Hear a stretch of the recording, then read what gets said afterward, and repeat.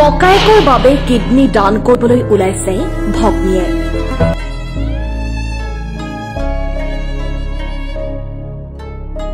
দুয়োটা কিডনী বিকল ককায়েকৰ।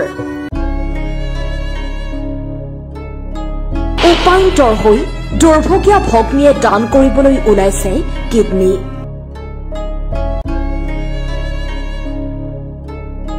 এই হৃদয় বিদাৰক কাহিনী দৰং জিলাৰ চিপাঝাৰৰ দামপুৰৰ এটা দৰিদ্ৰ দুৰ্ভগীয়া পৰিয়ালৰ।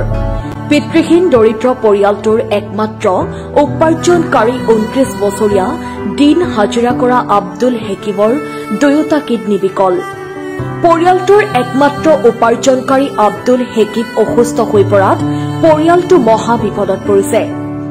দুয়োটা কিডনী বিকল হৈ পৰাত দিশহাৰা হৈ পৰিছে পৰিয়ালটো। যিকোনো প্ৰকাৰে সুস্থ কৰি তুলিবলৈ গভীৰ আশাবাদী দুৰ্ভগীয়া পৰিয়ালটো। সুহৃদয় লোকৰ পৰা সাহায্য বিচাৰিছে পৰিয়ালটোৱে। ককায়েকক সুস্থ কৰি তুলিব বিচাৰিছে ভগ্নী সঞ্জুমা বেগমে।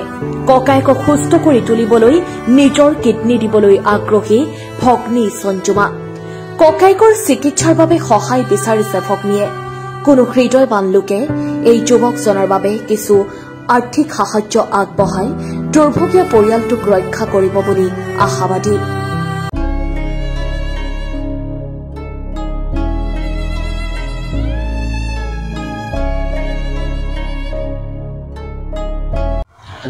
মোৰ দাদা এজনে হয়, ডাঙৰ ঘৰৰ ল'ৰা হয়। আমি দুজনী ভনী আছো। মাজনী আচলতে মানসিক ৰোগী হয়। আমাৰ দেউতা নাই ঢুকাইছে, কেঞ্চাৰ পেচেণ্ট আছিলে। আমাৰ যিখিনি টকা পইচা আছিলে আমাৰ গোটেইখিনি আমাৰ আব্বাৰ লগত শেষ হৈ গৈছে। আমাৰ হাতত বৰ্তমান এটকাও নাই ক'ব গ'লে। আমি যিটো ডায়েলিচিছ চলি আছে, ডায়েলিচিছ প্ৰক্ৰিয়াটো সেইটো আমি কেনেকৈ চলিছো কেৱল আমি জানো। আমাক ৰাইজে সহায় কৰিছে। আমাৰ দাদাজনৰ বন্ধুবৰ্গৰ লগতে মোৰ বন্ধুবৰ্গৰ লগতে আমাৰ ৰাইজখনে আমাক সহায় কৰি আমাৰ ডায়েলিচিছ প্ৰক্ৰিয়াটো বৰ্তমানলৈকে চলাই নি আছে। আমাৰ ক'বলৈ ভাষা নাই আৰু আপোনালোকে কি ক'ম আমি। মানে মই সিদ্ধান্ত লৈছো যে মোৰ দাদাক মই এটা কিডনী দিম। আমি জানো আমাৰ দাদাক পুনৰ আমাৰ মাজলৈ ঘূৰাই পাওঁ। এইখিনিয়ে মোৰ ক'ব লগা। আৰু মই হেমন্ত বিশ্ব শৰ্মা ছাৰক মই হাত জোৰ কৰি কৈছো যে আমাৰ পৰিয়ালটোলৈ আপুনি এবাৰ চাওক, এই নিউজটো এবাৰ চাওক, চাই আমাৰ পৰিয়ালৰ যিখিনি আমাৰ আৰ্থিক অৱস্থা চলি আছে আপুনি সেইখিনি যেন পূৰণ কৰি আমাৰ দাদাক আমাৰ মাজলৈ ঘূৰাই আনি দিয়ক। এইখিনিয়ে ক'ব লগা। হয়, ক'বলৈ ভাষা নোহোৱা হৈছে, কি ক'ম। যিটো পৰিস্থিতিৰ সন্মুখীন আমি পৰিয়ালটো হ'বলগীয়া হৈ আছে, তাৰ যিখিনি ডায়েলিচিছৰ প্ৰক্ৰিয়া আৰম্ভ হৈ আছে সেইখিনি আমাক গোটেই ৰাইজে সহায় কৰিছে। আমিও গম পোৱা নাছিলোঁ যে এইটো পৰ্যায় হৈ যাব বুলি। হঠাৎ আমি গম পাই ভাঙি পৰিছোঁ। এতিয়া যিখিনি আগৰ পইচা পাতি আছিলে, তেওঁ দেউতাকো কেঞ্চাৰ পেচেণ্টেই আছিলে।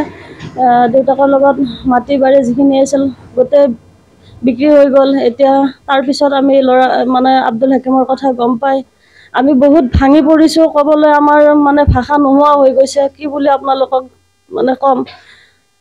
মই এটাই অনুৰোধ কৰোঁ, মুখ্যমন্ত্ৰী মহোদয়, আপুনি বহুত মানুহক সহায় কৰে, গতিকে আমাৰ ল'ৰাজনকো আপুনি যাতে সহায় কৰে। এই ভনীয়েক দুজনীক যাতে পুনৰ ভায়েকক ঘূৰাই পায়, সেইখিনিয়ে মই আপোনাক অনুৰোধ কৰিছোঁ। মাকজনী আজিলৈকে গমেই নাপায় যে তেওঁৰ ল'ৰাৰ দুটা কিডনী বিকল হৈ পৰিছে।